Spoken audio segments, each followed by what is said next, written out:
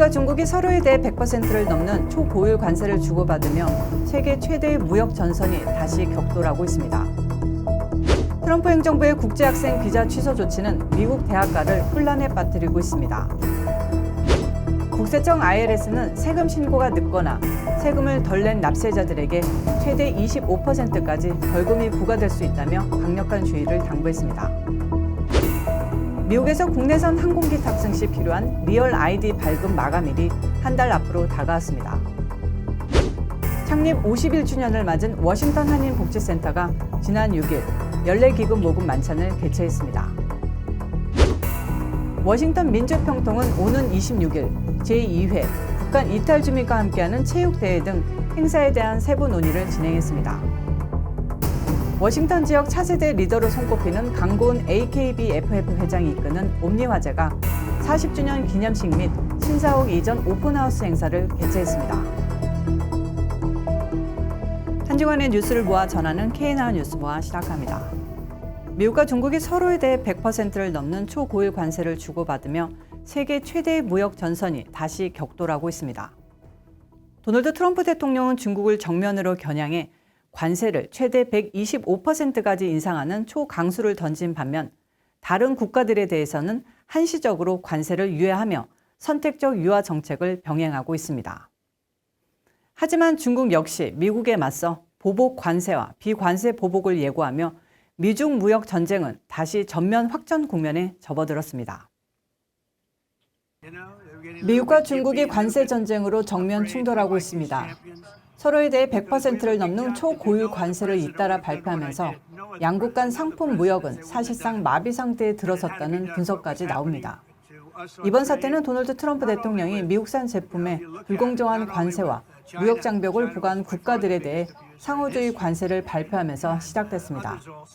트럼프 대통령은 지난 9일 전 세계 57개국에 대해 예고한 관세 조치를 시행한 지 하루도 채 되지 않아 중국을 제외한 대부분 국가에 대해 관세를 90일간 유예한다고 발표했습니다. 자신의 소셜미디어 트루스 소셜을 통해 직접 발표한 이 조치에서 트럼프 대통령은 미국에 보복하지 않은 국가들에 대해서는 낮은 관세를 적용하겠다고 밝혔습니다. 이 조치로 한국, 일본, 베트남, 인도 등 주요 교역국의 관세율은 기존 25%에서 10%로 낮춰졌고 일부 품목에 대해선 아예 유예됐습니다. 이에 따라 뉴욕 증시는 즉각 반응했습니다. 9일 나스닥 지수는 12% 넘게 급등하며 지난 5년 내 최고의 하루를 기록했고 다우 지수와 S&P 500 지수도 각각 7.9%, 9.5% 상승했습니다. 하지만 중국에 대한 조치는 전혀 달랐습니다. 트럼프 대통령은 중국이 세계 시장에서 보여준 존중의 부족을 지적하며 중국산 제품에 대한 관세를 125%로 인상한다고 밝혔습니다. 이는 단순한 인상이 아닙니다. 올해 초 펜타닐 통제 실패를 이유로 부과된 20% 관세에 이어 4월 초 34%, 이후 추가로 50%가 더해지면서 누적 관세율은 무려 145%에 이르게 됐습니다. 트럼프 대통령은 중국의 산업 보조금과 기술 절도, 불공정 경쟁을 문제 삼으며 중국은 더 이상 미국과 세계를 갈취할 수 없다며 초강경 태도를 고수하고 있습니다. 이에 대해 중국도 즉각 반격에 나섰습니다. 중국 국무원 관세세칙위원회는 11일 미국산 제품에 대한 관세를 기존 84%에서 최대 125%로 인상한다고 발표했습니다. 중국은 아무리 높은 관세를 매겨도 실효성은 없으며 미국은 국제사회의 조롱거리가 될 것이라고 비판했고 이 정도 관세율 아래에서는 미국 상품이 중국 시장에서 통용되기 어렵다며 사실상의 무역 차단을 예고했습니다. 전문가들은 양국 간 무역이 정상적 교역 범위를 벗어났으며 이제는 경제적 디커플링, 즉 탈동조화가 현실화 단계에 접어들었다고 진단합니다. 특히 일부 전문가들은 현재의 관세 구조 아래에서 미중 간 상품 무역은 붕괴된 것이나 다름없다고도 말했습니다. 중국은 이미 비관세 보복에 착수했습니다. 중국은 펜타닐 대응 협력 중단, 미국산 가금류 수입 금지, 미국 기업의 법률, 서비스 접근 제한, 지식재산권 수익 조사 등 광범위한 비관세 수단을 검토 중이며 일부는 이미 실행 단계에 돌입했습니다. 최근 중국 정부는 자국민에게 미국 유학과 관광을 자제하라는 내용의 권고도 내렸고 헐리우드 영화 수입 규모도 대폭 줄이겠다고 밝혔습니다. 트럼프 대통령은 시진핑 중국 국가주석의 연락을 기다리겠다는 여지를 줬지만 중국은 미국의 고위급 회담 요청조차 거절한 것으로 알려졌습니다. 이처럼 양국 간 대화 가능성은 현재로선 쉽지 않아 보입니다. 중국은 협상에 대해 열린 자세는 있지만 압박과 위협은 대화의 방식이 될 수 없다며 상호 존중과 평등한 조건이 전제돼야 한다는 입장을 고수하고 있습니다. 이런 가운데 미국 재무장관 스콧 베선트는 이번 전략이 75개국 이상을 협상 테이블로 이끌어낸 외교적 성공이라며 보복하지 않은 국가에는 보상이 뒤따를 것이라고 말했습니다. 하지만 전문가들은 미중 간 충돌이 단기간에 해소되긴 어렵다고 보고 있습니다. 전 세계가 의존해온 글로벌 공급망이 심각한 타격을 입고 있으며 세계 경제 전반에도 장기적 충격이 불가피하다는 경고가 이어지고 있습니다. 전국 대학가에서 유학생들의 비자 취소가 확산되고 있습니다. 최근에는 버지니아주의 주요 대학들에서도 비자 취소 사례가 드러났는데요. 일부 학생들은 시위와 무관한데도 사유 없이 비자를 박탈당한 것으로 알려졌습니다. 최근 몇 주 사이 트럼프 행정부가 전국적으로 유학생 비자를 대거 취소하고 있는 가운데 버지니아주의 4개 주요 대학에서도 최소 23명의 학생이 영향을 받은 것으로 확인됐습니다. 버지니아 테크 대학에서는 9명의 유학생이 비자 취소 통보를 받았습니다. 버지니아 커먼헬스 대학교 3명, 조지 메이슨 대학교 10명, 버지니아 대학교에서는 1명의 학생이 비자가 취소된 것으로 확인됐습니다.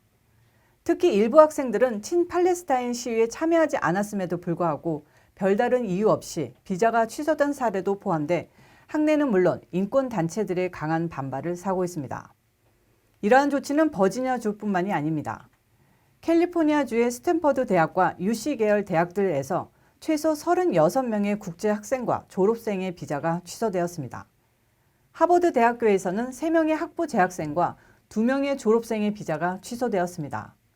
다트머스 대학교에서 중국인 박사 과정 학생이 비자 취소에 대해 연방법원에 소송을 제기하기도 했습니다.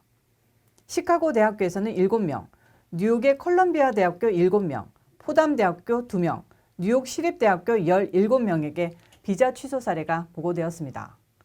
또한 텍사스 A&M 대학교, 에크런 대학교, 파크 대학교 등을 포함해 전국적으로 약 100여 명의 비자 취소 사례가 발생했습니다. 학생들은 비자 취소 사실을 출국 직전 공항에서 통보받거나 기숙사 체류 중 연방 당국으로부터 알림을 받은 사례도 있었습니다. 대다수는 행정 절차에 대한 사전 고지 없이 즉시 비자가 취소됐고 항소 절차조차 명확히 안내받지 못한 상태입니다. 이러한 조치는 트럼프 행정부의 친이스라엘 기조 및 학내 친팔레스타인 시위 강경 대응 방침과 관련된 것으로 분석되고 있으며 전국적으로 최소 600명 이상의 유학생 및 졸업생이 영향을 받은 것으로 추정됩니다.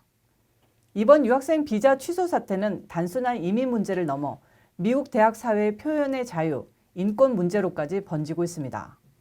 특히 시위에 참여하지 않은 학생들까지 피해를 입으면서 논란은 더욱 확산될 전망입니다. 연방소득세 신고 마감일이 나흘 앞으로 다가왔습니다. 국세청 IRS는 세금 신고가 늦거나 세금을 덜 낸 납세자들에 대해 최대 25%까지 벌금이 부과될 수 있다며 주의를 당부했습니다. 특히 60일 이상 신고가 지연될 경우에는 최소 벌금도 적용됩니다. 벌금을 피하는 방법도 함께 알려드리겠습니다. 앞으로 나흘 뒤 4월 15일은 미국 전역의 납세자들에게 주어진 세금 신고 및 납부의 마감일입니다. 그러나 마감일을 앞두고 신고를 미루거나 준비가 되지 않은 사람들도 적지 않습니다. 이에 대해 IRS는 공식 홈페이지를 통해 지연 신고 및 미납에 대한 벌금을 명확히 안내했습니다. 우선 세금 신고가 늦을 경우 납부해야 할 세금 기준으로 매달 5%씩 벌금이 부과되며 5개월간 누적되어 최대 25%까지 증가할 수 있습니다. 특히 중요한 점은 신고가 60일 이상 늦어질 경우 최소 벌금도 부과된다는 점입니다. IRS는 이 경우 $510 또는 미납 세금 전액 중 적은 금액이 최소 벌금으로 적용된다고 명시했습니다. 또한 세금을 제때 내지 않은 경우에도 매달 0.5%의 미납 벌금과 이자가 별도로 부과되며 연체 기간이 길어질수록 부담은 더욱 커지게 됩니다. IRS는 납세자들이 벌금을 피할 수 있는 몇 가지 방법도 함께 안내했습니다. 먼저 신고 연장 신청서 작성입니다. 4월 15일까지 폼 4868을 제출하면 최대 6개월까지 신고 연장이 가능합니다. 하지만 신고만 최대 6개월이 연장되고 세금 납부는 연장되지 않기 때문에 예상 세금을 함께 납부해야 벌금을 피할 수 있습니다. 즉 세금 자체는 4월 15일까지 납부해야 벌금을 피할 수 있다는 설명입니다. 전액을 납부하지 못하더라도 가능한 금액만큼 먼저 납부하면 벌금을 줄이는 데 도움이 됩니다. 또한 자동이체, 카드 납부, 분할 납부 계획을 이용하는 겁니다. IRS는 다양한 납부 옵션을 제공하고 있으며 공식 웹사이트에서 온라인 결제나 분할 납부 계획도 신청할 수 있습니다. 한편 IRS는 납세자가 특정 사유로 인해 신고가 어려웠던 경우 벌금 감면 신청을 통해 일부 벌금이 면제될 수 있다고 설명했습니다. 단 그 사유에 대해 구체적인 입증이 필요합니다. 세무 전문가는 신고 연장은 가능하지만 납부는 예정대로 이루어져야 하며 예상 납부액을 계산해서 선납을 통해 벌금과 이자를 줄일 것을 당부했습니다. 미국에서 국내선 항공기 탑승 시 필요한 리얼 아이디 발급 마감일이 한 달 앞으로 다가왔습니다. 연방정부는 오는 2025년 5월 7일부터 일반 운전 면허증만으로는 국내선 비행기 탑승이나 연방청사 출입이 불가능하다고 밝혔습니다. 연방의회가 리얼 아이디법을 통과시킨 지 20년이 지났습니다. 수년간의 지연 끝에 올해 5월 마침내 전면 시행 기일이 임박했습니다. 원래 예정 마감일은 2008년이었으나 코로나19 팬데믹으로 인해 연기된 바 있으나 오는 5월 7일부터 전면 시작됩니다. 따라서 18살 이상 성인은 연방정부 기준에 맞게 발급한 주별, 운전면허증 또는 신분증을 소지해야 연방정부 건물 출입과 공항 보안 검색대 통과가 가능합니다. 리얼 아이디 법안은 9.11 테러 이후 지난 2005년 연방의회에서 통과된 뒤 50개 주에서 전면 시행을 시작했습니다.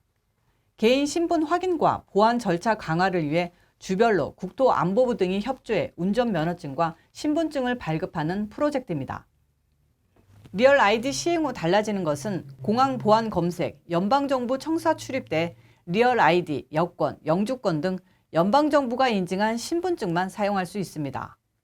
기존 주별로 자체 발급했던 운전면허증이나 신분증은 인정하지 않는다는 뜻입니다. 리얼 아이디는 기존 운전면허증과 유사하지만 상단 모서리에 별 모양의 표시가 있는 것이 특징입니다. 발급을 받으려면 거주하는 주의 DMV 차량관리국을 방문해 다음 원본 서류들을 지참해야 합니다. 신분을 증명할 수 있는 미국 출생증명서나 유효한 미국 여권과 사회보장번호 카드, 주소지를 증명할 수 있는 두 종류의 청구서 등을 지참해야 합니다. 이름을 변경했을 경우 개명한 증명서류도 필요합니다. 주마다 요구 서류에 차이가 있을 수 있으므로 해당 주 DMV 웹사이트를 확인하는 것을 권장합니다. 리얼 아이디가 없거나 리얼 아이디를 받고 싶지 않은 경우 동일한 목적으로 미국 여권이나 연방에서 인정하는 다른 신분증을 제시할 수 있습니다. 또한 18살 미만의 어린이는 성인과 함께 여행할 때 일반적으로 신분증을 제시할 필요가 없으므로 항공편 탑승 전에 리얼 아이디를 제시할 필요가 없습니다. 한편 버지니아 DMV국 측은 사람들이 리얼 아이디 시행 시점에 대해 인지를 하면서 최근 수요가 증가했다며 마감일이 가까워질수록 대기 시간이 길어지고 예약이 어려워질 수 있어 가급적 빨리 신청하는 것을 권장했습니다. 창립 51주년을 맞은 워싱턴 한인복지센터가 지난 6일 연례기금 모금 만찬을 개최했습니다. 만찬은 워싱턴 지역 한인 행사로서 최대 규모로 550여 명이 참석하는 성황을 이뤘습니다. 워싱턴 한인복지센터가 개최한 연례기금 모금 만찬 현장, 입구부터 로비까지 한인들로 가득 찼습니다. 이번 행사는 창립 51주년을 기념으로 세대를 잇고 미래를 굳건이라는 슬로건으로 1세대부터 3세대 한인들이 고르게 참여했습니다. 흑백 요리사에 출연해 세계적으로 유명해진 에드워드 리 셰프, 피스칼로트 팀 황 회장 등이 참석해 연설을 이어갔습니다. 에드워드 리 셰프는 흑백 요리사 출연은 미주 한인이라는 정체성으로 미국에서 살아가는 한인들이 표현한 한국 음식을 알리기 위한 계기가 됐으며 미주 한인들의 대표로 한국에서 인정받는 점이 자랑스럽다고 말했습니다. There's a lot of representation on television because K-drama is so famous and K-pop. There's a lot of representation of Koreans in media, but not so much Korean Americans. And I never thought of that before. It never occurred to me or crossed my mind. And so many letters I've gotten from people who say, thank you for just being Korean American and telling our story. And so that always touches me. And so thank you so much. It is something that I never, growing up in New York City, I never thought that I was going to be like some kind of ambassador for Korean Americans. But now that it's here, I'm so proud to be Korean. I'm so proud to be Korean American. I'm so proud to represent this community that has come here with nothing, literally nothing, and we have built so much. And I know that for the younger generation out there, like our story is just beginning. It's not over. And I can't wait to see what the next generation does and the next generation after that, because our story is so vibrant, it's so important, and it's just getting started. 피스칼 노트 팀황 대표는 한인들이 미국 내 주류로 자리 잡기 위해서는 보다 많은 한인들이 기업의 중역으로 성장하고 정치와 언론 분야에 뛰어들어야 한다고 강조했습니다. 버지니아 타이슨 코너 소재 힐튼 호텔에서 열린 행사에서 김진아 이사장은 한인 복지센터의 성공을 자원봉사자들의 끊임없는 노력과 지역사회의 후원 덕택이라고 이야기하며 미래를 향한 발전에 중점을 두고 있다고 말했습니다. 오늘은 저희가 여태까지 이렇게 560명을 갈라 때 다 함께 참석한 적이 없는데 그런 의미에서 굉장히 정말 저희도 놀랬고요. 그리고 특별히 1세대, 2세대, 3세대 모든 세대들이 이렇게 함께 한 자리에 우리 커뮤니티를 위해서 같이 이렇게 있는 게 너무 뜻깊습니다. 그래서 앞으로는 저희가 이제 다음 제너레이션, 넥스트 제너레이션 2세대, 3세대를 위해서 함께 정말 우리 사회를, 우리 커뮤니티를 더 빌드업하는데 중점을 두려고 그럽니다. 이런 가운데 주미대사관 조기종 총영사는 51년 전 한인들을 돕기 위한 작은 조직으로 출발한 워싱턴 한인복지센터의 눈부신 성장을 축하하며 앞으로도 한인들을 위해 노력해달라고 당부했습니다. 장학금 시상식에서는 올해 메릴랜드 대학 볼티모어 캠퍼스에 입학하는 크리스토퍼 정군과 버지니아 대학에 입학하는 린최 양이 각각 $2,500의 장학금을 받았습니다. 장학금은 복지센터에서 봉사하는 의사 피터 안 부부가 후원했습니다. 또한 미국 대통령 자원봉사상 금상은 지난해에 이어 올해도 김순옥 씨와 박상옥 씨에게 돌아갔습니다. 한편 연간 총 예산 $350만 운영되는 워싱턴 한인복지센터에는 19명의 이사진을 비롯해 30여 명의 직원 및 200명 규모의 자원봉사자들이 근무하고 있습니다. 민주평화통일자문회의 워싱턴 협의회가 오는 26일 제2회 북한 이탈 주민과 함께하는 체육대회 및 문화행사를 버지니아 페어팩스 고등학교에서 개최합니다. 워싱턴 민주평통은 지난 8일 임원회의를 갖고 행사에 대한 세부 논의를 진행했습니다. 평화통일 가치 실현은 미주 탈북 주민들의 권익 신장을 위한 노력과 지원에서부터라는 캐치프레이즈로 지난해 처음 개최한 북한 이탈 주민과 함께하는 체육대회 및 문화행사는 린다 한 회장이 이끄는 민주평통 21기의 대표적 성공 사업으로 꼽힙니다. 올해 실시하는 체육대회는 지난해보다 한층 업그레이드돼 진행되며 현재까지 $28,200의 예산이 각종 도네이션을 통해 확보됐습니다. 린다 한 회장이 $2,000, 이문영 간사 $500, 크리스티나 신 부회장과 강하석 고문이 $1,000를 후원했으며 임성환 고문이 현미쌀 100박스, 익명의 후원자가 $10,000를 약정 후원했습니다. 8일 열린 임원회의에서는 이 같은 내용이 공개됐으며 족구대회, 친선 축구 경기, 운동장 걷기 대회 등의 세부 상황도 논의됐습니다. 행사는 26일 오후 2시부터 오후 7시까지 열리며 난타 공연, 개회식, 태권도 시범, 족구대회, 사물놀이, 친선 축구대회, 운동장 걷기 대회 순으로 진행됩니다. 내용에 따르면 족구대회가 분과위원회별로 팀이 구성돼 진행되며 공공외교, 여성, 청년, 체육, 통일, 기획홍보, 문화예술, 평화통일 등 8개 팀이 참가합니다. 축구대회는 평통팀과 탈북민 초청인사가 참가하는 평화통일팀으로 열립니다. 린다 한 회장은 이번 대회를 성공적으로 개최해 민주평통 본연의 임무인 통일 분위기 확산, 탈북민 지원에 힘을 보태겠다고 말했습니다. 이번 민주평통의 21기 작년이 제1회로 했고 올해는 2회입니다. 그래서 작년에 굉장한 큰 성과를 받았기 때문에 이번에 특별히 더 좀 크게 해서 아까도 말씀드린 평화통일 분들하고 같이 맨 처음에는 사람들이 좀 거부 반응을 좀 일으켰는데 이게 우리가 스킨십을 하고 또 그 지원도 해드리고 했더니 굉장히 좋아하셨어요.